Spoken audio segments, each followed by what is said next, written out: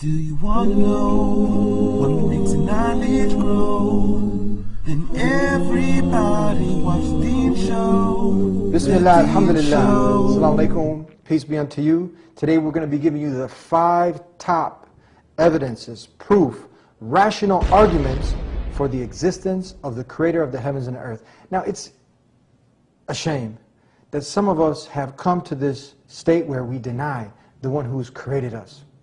But we can understand. Some of you might come from a background where there's some weird ideas about the one who created us. So you're intelligent enough to say, no, this is not God. But you went a little bit too far and you said, there is no God at all. So today, for that small minority that's out there, because the vast majority of the world testify that there is a creator. But we're on the same page on one thing. We say that there's no God. You said the same thing. But we say, except the one true God. So hopefully, God willing, after this show, you'll come aboard. But you got to be humble-hearted, open-minded, and let this truth sink in. So we're going to help clear up the fog. There's not no weird ideas here. We're going to be asking you to use your common sense and don't deny the truth when it starts to come in and penetrate. Let it sink in. We'll be right back here on The Deen Show. Allah, there's only one God and Muhammad is his messenger. Allah, la ilaha illallah. Allah, there's only one God and Jesus was his messenger. Allah, la ilaha illallah. I don't know why I did that. Maybe it's just to break the ice. Assalamu alaikum. Wa alaikum salam wa barakatuh. Peace be with you, my brother. Peace be with you too. How are you, Dr. Sabir? Alhamdulillah. Good to see you and good to be here again. It's been a while since we've teamed up and had you on the show. Alhamdulillah. How have you been? Alhamdulillah. Good to be back. Good to see everyone. Assalamu alaikum wa rahmatullah, everyone. So tell us, you're a doctor, you're a medical doctor, but you're also, the doctor is the doctor of the body, you're also a doctor of the soul. Trying to convey the truth out there to the whole of humanity. Tell us a little bit about, you work with Gain Peace? Yes, I'm the director of Gain Peace, which is a peace organization. And the purpose of this is to provide education about Islam to those humanity out there who want to know what is Islam, who are Muslims.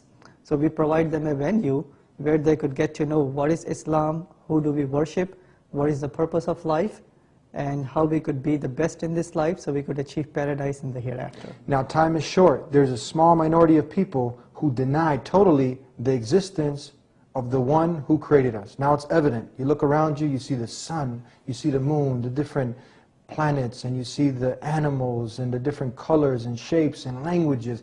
This is something so unique, but it's bizarre that people would go to those lengths to deny the one who created us. But as I said earlier, we can understand that there are some man-made religions out there, some man-made ways that kind of created some confusion. So they've been intelligent enough to say, no, this can't be the correct way, but they close it off altogether.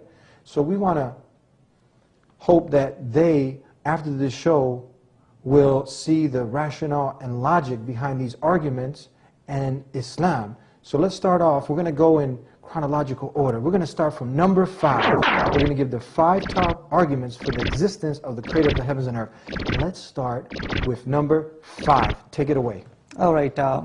So I have 5 top arguments, inshallah, which we are going to present. So number 5 would be argument from biology, inshallah. Biology. Okay. Biology. Okay. So Brother Eddie, suppose if you go to beach today after the show, yes, right, just to relax. Once you go to the beach, you will find some water waves coming up on the shore, and you will see some patterns, some markings on the beach that is created by water waves, could be by wind, could be by rain. When you look at that pattern, you would automatically say, this is created by nature. Because nature creates those kind of patterns. Suppose if you go to the beach tomorrow, and if you find some writings on the beach that says that Andrew was here, suppose, and he was here on the 22nd of April, and he had a good time with his family. When you look at that information, that writing, would you assume that that is coming from water, wind, rain? Or would you assume that there is some intelligent person who made those markings? Now, if you're actually seeing those markings embedded, yeah. I mean, this common sense would tell you, you know, that couldn't just happen by chance. Yeah, it cannot be by chance because there is information. Yeah. So information could only be created by intelligence. So nature, it creates patterns, and intelligence creates information. Now, here comes the very big point. Within each single cell of our body, and there are 50 trillion cells. 50 trillion cells. Yeah, 50 trillion cells in the body of each single human being. Within each single cell, there is a nucleus in which there are genes that are instructions of how a cell should function, how the body should function, all the organs, how they should function. So they are like the blueprint, the instruction manual within each cell in the nucleus. So if you take these instructions and write them in the form of a book, for example, you will have to fill up 900 books, 500 pages thick, each book. Wow. That's how much information is there within each single cell. In each cell? Each cell. The whole library. There's more than a library. I mean, just... Yeah, 900 books, 500 pages long, each book. So that is information. That is not some pattern. That is not something by wind, rain, hail, and all of those things. And as we have mentioned, if you see some markings, it has to be intelligence. If you see some information, it has to be intelligence. So within each cell is information. Where did that information came from? If it's not by nature, it has to be intelligence. And that intelligence, we Muslims say, is the Creator Himself. The Creator of the heavens and the earth. The Not a man, not a monkey, where they might have, because of the background of their family's religion, many people worship these things. So they obviously have seen, like, no man can come up with this, but the Creator of the heavens and the earth definitely can, isn't it? Indeed, indeed. Now, some of you who are watching the show, they may be saying, you know, why can't it be just by random chance? You know, somehow in that primitive earth, things may have came about to be. An easy answer to that, Brother Eddie, would be, like suppose if you have a white wall or a white paper, if you start throwing ink at the white paper, the ink is not going to make letters and words and sentences and chapters. It's never going to happen no matter how many times that you throw the ink up there. Can't happen. It can't happen. So how can we imagine that 900 books could be formed by chance? Not at all. With very good instructions about how to maintain the cell, maintain the organs, and maintain the whole human body. Not possible at all. We can just look around us and see many of the things, as you've mentioned, and anyone who's sincere can look at and create examples of his own from what man has put together in this. I sometimes, you know, I'm driving down the highway or the streets and I see the light posts. You know the light posts? Sure. And you see the power lines and they're going into all the different houses. Mm-hmm. And I said, this would be absurd if someone said, you know, this just happened by chance. You know how many power lines they're going in to the right, to the left, Comcast and DishNet, you know, they're hitting all these different houses, the wires. And I think about, you know, what if that just happened by chance? It's not possible. It's not possible. Then when you give an example like this of the human body that we don't even reflect, this is not conceivable. It's no way. Okay, so this was number 5. Now we're going to be going to number 4 of the top 5 arguments for the existence of the Creator of the heavens and earth. Number 4, take it away. Number 4 has to do with biochemistry. Now suppose if you're traveling from Europe to United States of America. You just cannot travel, you have to have certain documents. And you have to enter through certain port of entry. And there would be some police, some guards standing up there, they will check your documents. So you have to have something. And once you land you know, at the airport, you have to go to your house, you have to have some transportation. Maybe a car.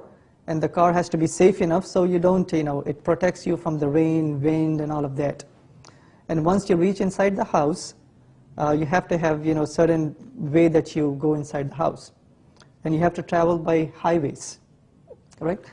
So if you take that analogy, my dear friend Eddie, each single cell is more complicated and more efficient than any city or any nation or the whole world combined.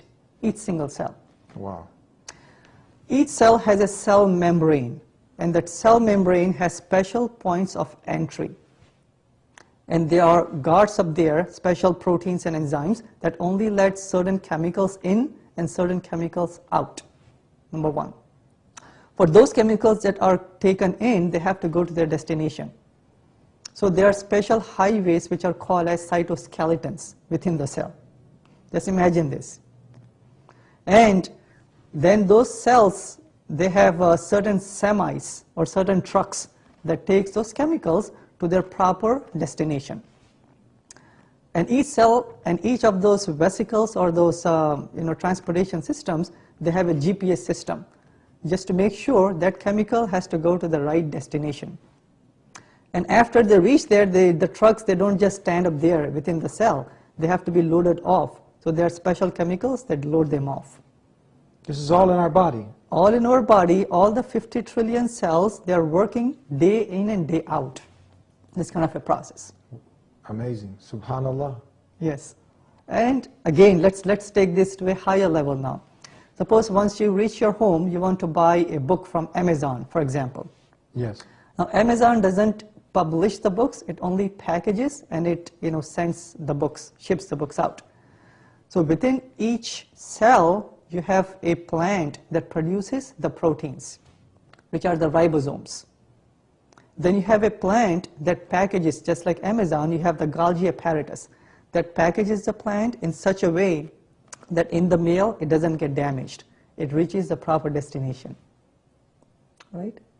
Now, once you're inside the house, you have to have the lights, you have to have electricity to function your computer, your television, and all the appliances. So within each cell, you have a plant house or a power plant which is called the mitochondria that supplies all the energy to the whole cell and the whole body. All right?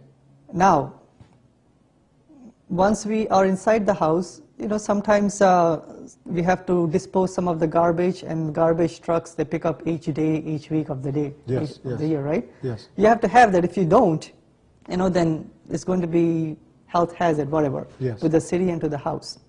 In the same way, there are certain chemicals which are called lysozymes inside the cell that are the garbage disposable units of the cell. All this is working in the body. In the body, inside each single cell. And you don't even have to pay the workers inside. You don't have It's to pay at all free. all. It's all free, my dear brother. Yeah. Yes. So look at it. A full functional city inside each single cell. Wow. Day in and day out, more efficient and more complicated than Paris, London, Chicago, or Rome for matter. But the same way you wouldn't assume if you saw those electric poles and all those power lines going to their proper places, if you had that same setup, like you said, Paris, or even a small community for that amusement park, and you see all the different rides and the roller coasters, the houses, 2 flats, everything is set up, and you ask, who's the developer? Oh, it just popped up like this. We wouldn't accept that, would we? We won't, obviously. That would be impossible. Just like they said that Rome was not built overnight, right? Yeah, it wasn't. It wasn't built overnight. So it took intelligent human beings for a long number of days and weeks and years to build Rome, one city. Yes. How can we imagine that this complicated city, which is the cell, was built by chance without any intelligence? And from what you're telling us, this cell is more complex than any amusement park, any 2-flat, any big skyscraper, any city, any of these things. Not just complicated, more efficient. More efficient also. Yeah. Not every complicated thing is good or efficient, but cell has 2 characteristics, complicated and efficient. It's bizarre how and to what lengths some people will go, but it's amazing. I heard a story once I'd like to share, maybe you've heard it too, when one of the great scholars of Islam, he was having a dialogue with some atheists, and they had made a appointment to meet at a certain time and place. He was purposely late, and then they asked him, they said, why are you late? You're supposed to be a Muslim, you're supposed to be punctual, what's going on? He said, you know what? I came across a bridge and it was broke and I couldn't cross. And they said, well, how'd you get here? He said, well, all of a sudden all the nails and the wood and everything came together and I crossed over. They said, man, you're crazy. Get out of here with that. He said, I'm crazy. He said, what about you? Look at this universe and everything in it, and the cells like you're mentioning, and you're saying this came by chance? You're the one that's got something loose, not me. And I think if the story goes on, I think they accepted Islam, the call to the worship of the one God, worshiping Him alone and not His creation. So we will actually, go ahead, Dr. Seville. Number 2 again. Suppose if I tell you, Brother Eddie, that this city, this humongous city, that it is going to replicate itself every few hours. That Chicago is going to replicate itself. All the structures, all the people, all the rides in there, all the electric supplies. It keep on replicating Chicago every few hours, each single day. I say you're crazy. But each single cell is doing that, my dear brother. As complicated it is replicating. So it could make more cells. But we just can't comprehend that. But we can, when you gave this beautiful example, this whole city, we can see the city and we say, no, you can't do that. You know how many years it took to build? Yeah, so just imagine that all the scientists, all the research institutions with the modern technology of the 21st century, we cannot even make one single functional cell. Not even one functional cell. Never, we never did that. So how can we assume that nature could have produced that complicated, very efficient cell by chance? Impossible. If it's impossible by human beings or anyone by nature, it has to be pointing to one direction, and that entity is a supreme being who we call as Allah subhanahu wa ta'ala. Before, because we're almost out of time, and it looks like we're going to have to do a part 2 to this. We came to only number 2. And of the top 5, what is it about Islam that's so unique, that fits with human reason, with the intelligence of human being? Let's give them a little bit of the taste of Islam. Talk to us a little bit about Islam. Islam, my dear friends, is very rational and it's easy to understand. It starts with the pure monotheistic belief of the concept of God. Oneness of God, very easy to understand. There is no complicated logic, philosophy involved. God is one in one, easy to understand. Then the way to salvation is very easy. Personal accountability. We don't have to give the sins somebody, no one has to die for us. If I did committed a sin, I would be punished or saved, right? Personal accountability. Number 3, the comprehensive guidance that God has provided. It brings peace and purpose in life, and it provides solution for a person and for the society. There's so many problems out there. And by living this guidance, by knowing the oneness of God, inshallah, each single person would find answers and peace and purpose in life and paradise everlasting in the hereafter. In the book that we have here that God sent over a span of 23 years, as the previous books, some of the books that people have today, is it true that there's no contradictions in this book? There are no flaws, there are no scientific inaccuracies, none of this? No, because the Quran itself says that in chapter 4, verse number 82, don't they ponder over the Quran? Had it been from anyone besides Allah, you would have found many contradictions in it. That's a challenge. It's a challenge. No single contradiction of scientific nature, of historical nature, of prophetic nature, anything at all. Then last but not the least, Quran also mentions in chapter 41, verse number 53, that God is going to provide the signs in the universe and within ourselves that may become apparent that this is the truth. And indeed, it is the truth, and over 1.5 billion people testified to it, and it is something that if you look at it with an open heart and open mind, you'll come to the same realization. We're going to have to do part 2 of the 5 top arguments for the existence of God. Make sure you come back next week so we can continue, and we'll see you then, inshallah, God willing. Peace be unto you. Do you want to know what makes knowledge grow? Then everybody watch the show. Bismillah, alhamdulillah, assalamu alaikum, peace be unto you. Welcome back to the Deen Show. This is part 2. We were covering the top 5 arguments for the existence of the creator of the heavens and the earth. When we come back, we've gotten to number 2, so we're counting it down. You don't want to go nowhere. We'll be right back to continue this fabulous show. We'll be right back on the Deen Show. Assalamu Deen. Allah, there's only one God, and Muhammad is his messenger. Allah, la ilaha illallah. Allah, there's only one God and Jesus was his messenger. Allah, la ilaha illallah. I don't know why I did that. Maybe it's just to break the ice. Our audience doesn't have to take an Arabic class. For all our non-Muslim guests, our brothers in humanity, who I always say we want them to be our brothers in faith. Inshallah. We want the best for everybody, don't we? Yes, indeed, indeed. We want them in paradise. Because what do you got in this life? You live a short life, maybe you have all the money, you have all the wealth, you have the big house, cars, but eventually you're going to die. So I think this is a very serious topic because death is something that we can all agree upon. We're going to die. So we need to take these things seriously. Don't you think so? It's very important, very important. Life is very short and we have to, God has given us, like in the Quran, God has mentioned close to 750 times to think and ponder, to reflect, to investigate. And inshallah, like we mentioned in the last segment, chapter 41, verse number 53 of the Quran mentions that God has given us signs both in the universe around us and within ourselves that this is the truth. And inshallah, we are going to investigate more and provide the answers that this is indeed the truth when we reason out using science and logic that there is only one God and this is the guidance from God. And that's the thing, Islam doesn't push away science. It doesn't persecute people of science as some religions have in the past. The more deeply you look into the wonders of the world, everything that you find today that's been confirmed, it goes hand in hand with the Quran, doesn't it? Indeed, indeed it does. So let's go now and continue on giving the 5 top arguments for the existence of the Creator of the heavens and the earth. We went from 5, 4, you ready for number 3? Right, so let's just briefly say that we went over the reason from biology that testifies to the existence of God. From biochemistry, we give evidence that it cannot have, the cell cannot have came about by itself. It is so complicated and efficient. God has to be the creator.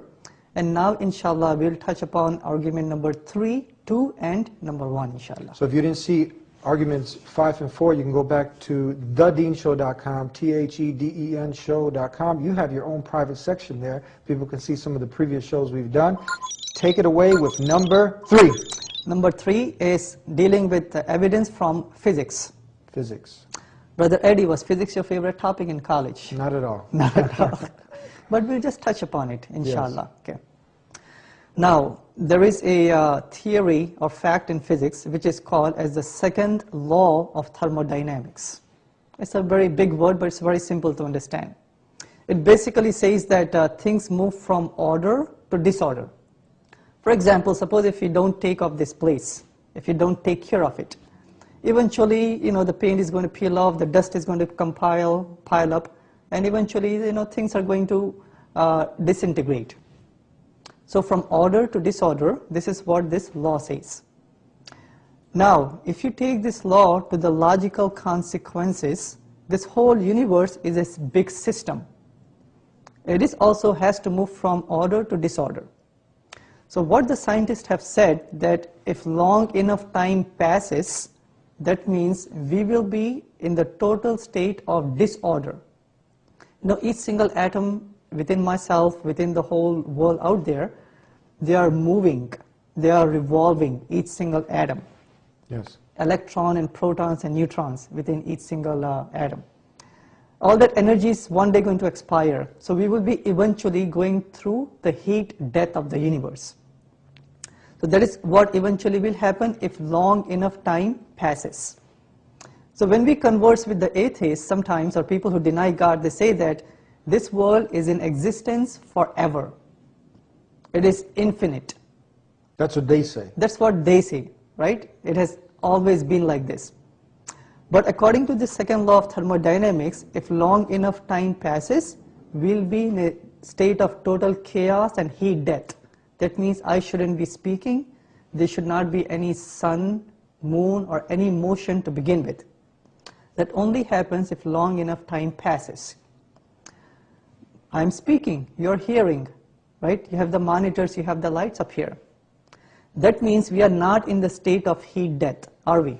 No. We are not. Since we are not in the state of heat death, that means long enough time has not passed. If long enough time has not passed, that means the time began, the universe began. If the universe began, that means anything that begins to exist has to have a beginner. Yes. And the beginner, we Muslims say, is Allah, the Creator Himself. Not existed, how can it create itself? Definitely. Right? So this is argument number 3 with Dr. Zakir here on the Dean Show. We're going to take a break. I know you're excited. We're counting down. We've gotten from 5, 4, 3. We got 2 and 1 left.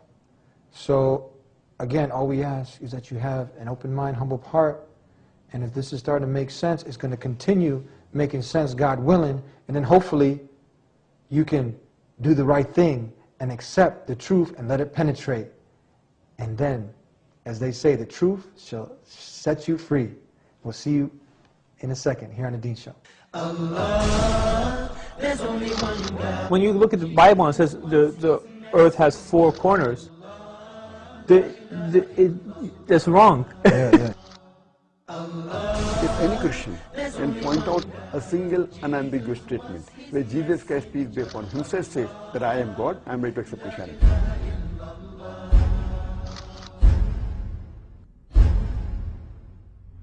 Back on the Dean Show with Dr. Zakir, giving you the top 5 arguments for the existence of the Creator of the heavens and the earth.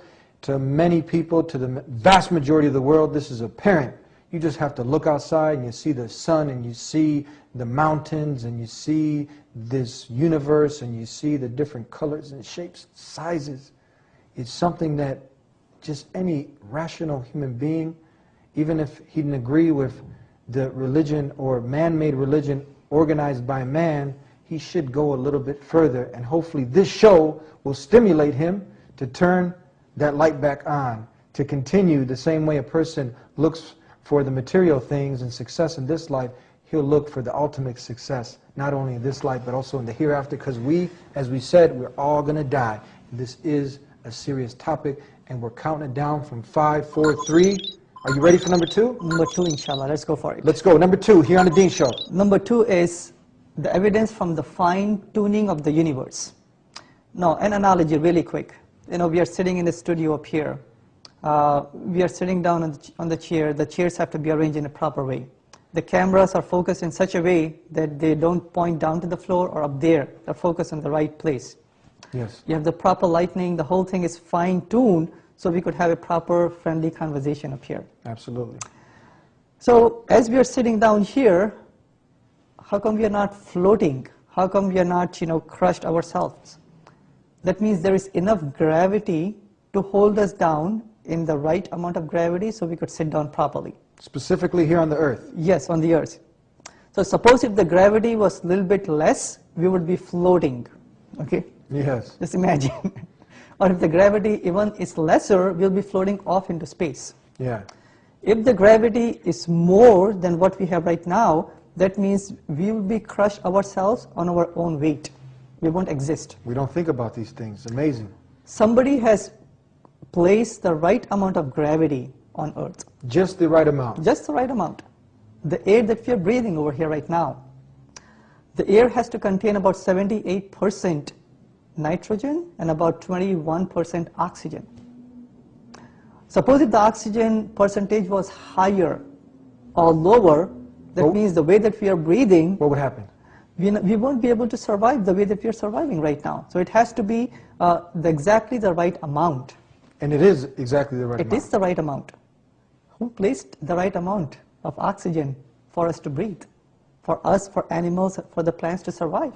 So if somebody brings you a cup of coffee and it's just the right amount of sugar, because some people won't drink the coffee if it's not just the right amount of cream and sugar, and it just happened to come to you, and it's simple examples, and now you just said, oh, this coffee's great, just the right amount of sugar. Who put this in here? Oh, it just came like that, it just happened. Yeah, and when we're speaking about coffee, we're just speaking about one human being, for our taste buds. Yeah. But over here, we're speaking about life and death. Exactly. Life and death, okay? Same way, suppose if the shape of the earth and the distance between the earth and the sun, it is exactly the right distance. If it were any more closer, we'll be so hot on this earth, life would have perished. If we were a little bit away from the sun, it would be too cold.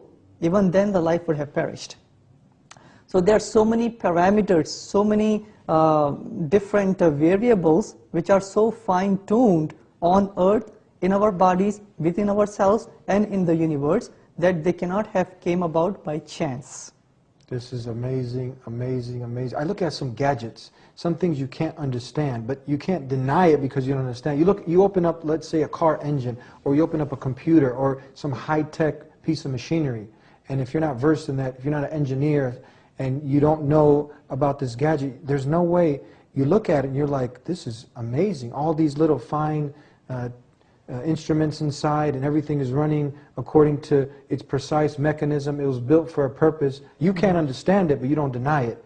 But some people don't understand and they deny. It's amazing. And we wouldn't deny that this piece of machinery just came by chance, would we? No, because there is so many variables, so much fine-tuning in there. The right amount, the right place, the right distance, the right shape for the earth, for the body, for the cell, for the whole universe cannot have come about by chance. It is impossible. If you do the theory of probability in math, it will go beyond 10 raised to the power of minus 50. And anything beyond that is in the range of impossible. What if I just took the alphabet, A to Z, and I threw it in a garbage, or I threw it in a pot, and then all of a sudden, what would be the chances if I just took A, and I took B, and I took C, and I just started taking them out? I threw them in there, shook it up, and it just lined up A to Z. Is this possible? Or for that example, suppose if you have a big jar with all the alphabets in there, if you throw the alphabets, they're not going to form letters, chapters, words, instructions. They're not going to do that, no matter how many times that you keep on throwing that.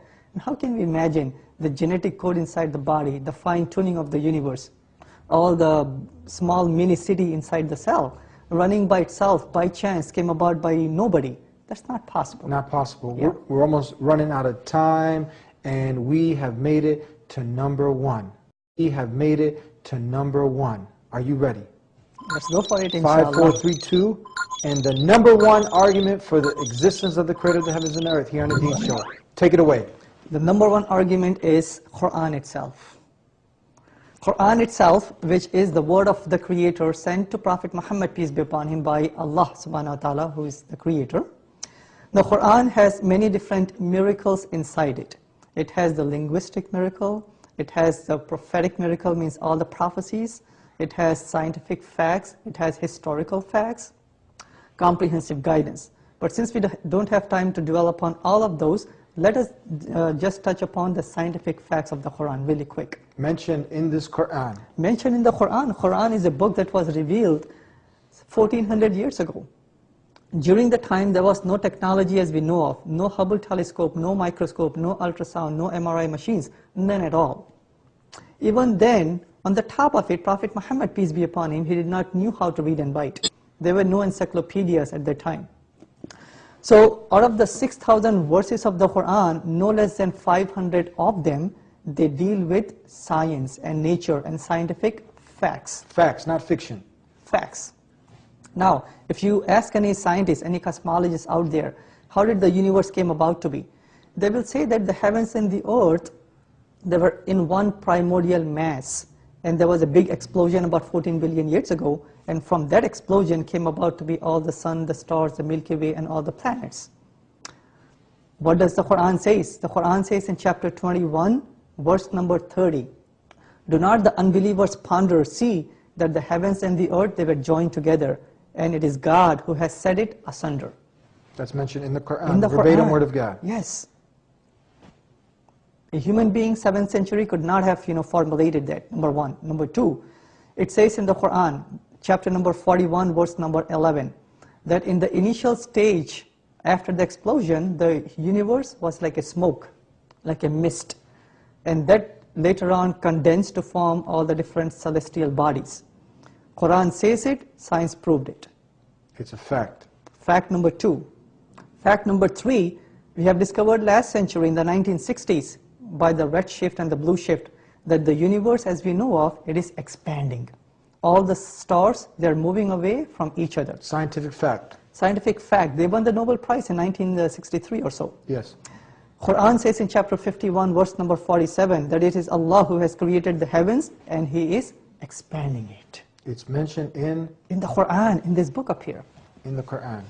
1400 years ago, way before any science. Now, when it comes to the shape of this earth, people used to think earth was flat. They used to think earth was like a disk floating on water or with 4 pillars, whatever. Quran says that earth is like a shape of an egg, like an ostrich egg.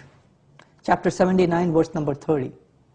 Right? When it speaks about how a baby develops inside the mother's womb, with scientific accuracy, it says in chapter 23, verse number 12, 13, and 14. When it describes the mountains and the roots of the mountains, chapter 78, verse number 6 and 7, it says that mountains have pecs, they have roots in there. So 500 scientific facts of that nature, without any error, in 14th century, proven now, could not have came about in this book, written in 1400 years ago. It's not like, okay, maybe there's 60% right, and then there's 40% wrong, 100% correct from what we know. 100% correct. All 500 of them, no single error, no scientific inaccuracy, proven in our time. And there are many different scientists, like Dr. Keith Moore, Marshall Johnson, Joe Simpson, Maurice Bucaille, and on and on and on, who studied the Quran in Arabic and English for many years. They all came to proclaim that this book, these words cannot be from a human being. It has to be from the Creator. They've said this. These are people who specialize in this area of science. Exactly. They are the specialists. They are the topmost scientists, like Dr. Keith Moore. He's the #1 embryologist in the world. We're going to take a break, and we're going to come back and wrap it up here on The Dean Show. You don't want to go nowhere. It comes to you the truth and the attribute of the one who created you, that He's one and alone running this universe, that He doesn't become born, He doesn't die, He doesn't eat and go to the bathroom. This is not God. There are problems here. Yeah. It doesn't make sense. Who was Jesus worshiping? Because it's recorded in the Gospels. Despite all of the other issues about the Gospels, we put those aside. We just say it's mentioned there that Jesus worshiped God. Back here on The Dean Show, we were giving you the top 5 arguments. We're still on #1 with Dr. Sabeel. Take it away, Dr. Sabeel. You're talking about the facts, not fiction, that's mentioned in the verbatim Word of God, the Quran. Yes, so one fact that I would like to dwell upon would be a fact about embryology, how a baby fetus develops inside the mother's womb. It says in chapter 23, verse number 12, 13, and 14. It goes over the stage from fertilization and how the organs develop and how, eventually when the baby develops. So it says in minute details about when embryo was about 6-7 days old. So the way it describes it, that it is a leech-like substance. It is lodged in the mother's womb in such a way that it is extracting the nutrients. And the shape, the morphology, the functioning of it, it's precisely described. And this was discovered only by using very high-powered microscopes. A person with the naked eye could not have seen these things, which are only so minute without microscope way back 1400 years ago. So this again testifies that this information cannot have came from a human being. Mohammed could not have known these facts about human development in the 7th century because most of them were not discovered until the 20th century. Human beings make mistakes, right? 500 scientific utterances without a single mistake. It is scientifically, mathematically impossible. Now I want to play devil's advocate. Someone said, back then some of the Greeks, some of the philosophers, some of the people of knowledge, they made some of these predictions, and Muhammad, he just copied or he heard from them. What do you got to say? All right, fine. Those Greek scientists, they were good scientists. They made scientific accurate statements. Along with scientific accurate statements, they also made inaccurate statements. Okay? For example, suppose if you have 2 students, one B student, B as in boy, and one D student, D as in David.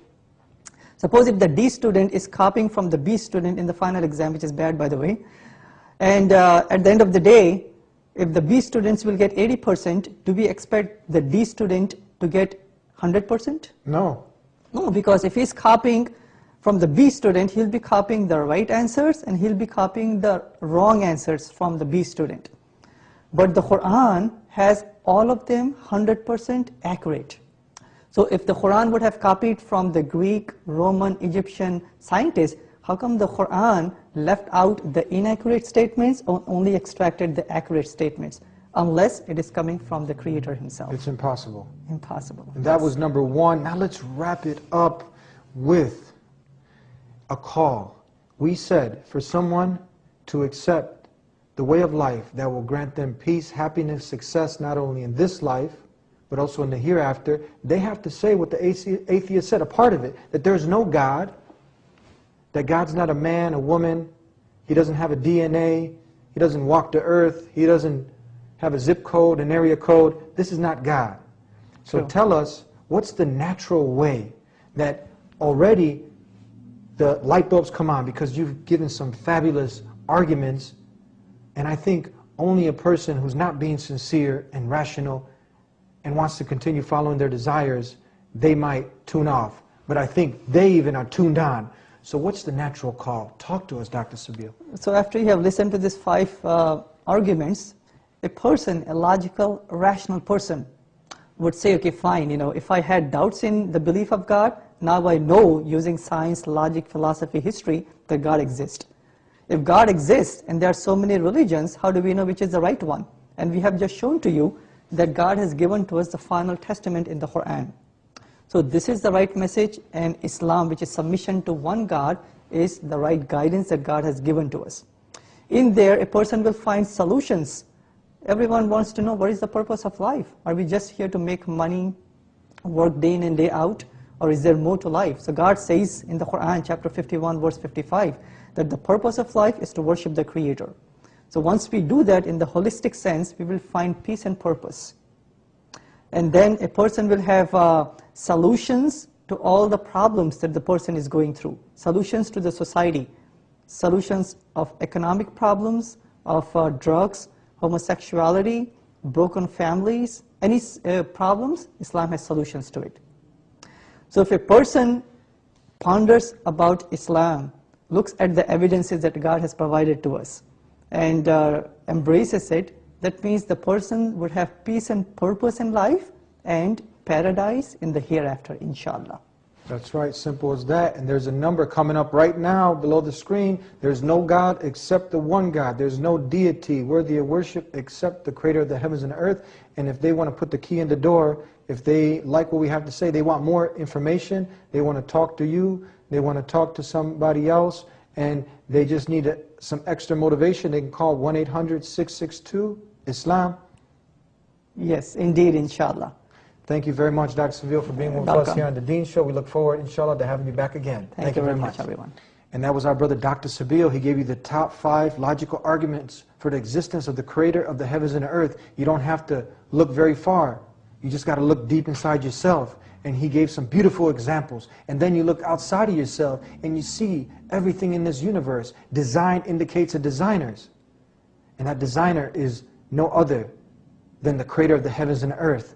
Jesus, he called him by the name Allah. In Arabic we say Allah. And there is no God, like you agree, except Allah. He's not a man. He doesn't sleep. He doesn't rest. He doesn't have children. He doesn't do the things that human beings do. He is the Creator. Everything else is His creation. That is where the confusion probably came up. And you saw all the contradictions in that way of life of your parents and your forefathers. But there is not one contradiction in the Quran.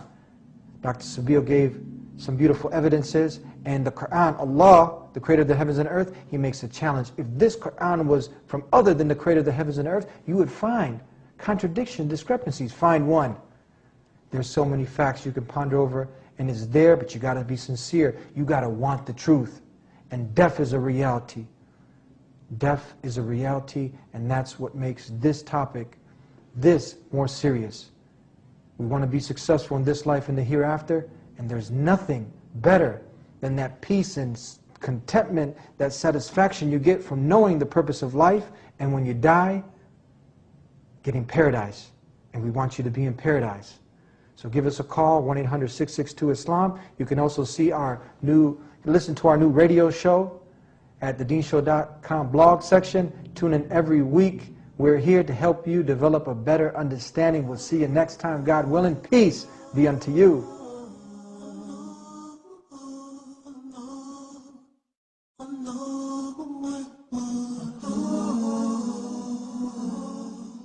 He created the universe. To him belong the heavens and the earth. The ever-living, he is the first. He's the owner of mercy. He sent his messengers to warn his creatures of the grave dangers of worshiping other than Allah. There is none greater than the Creator.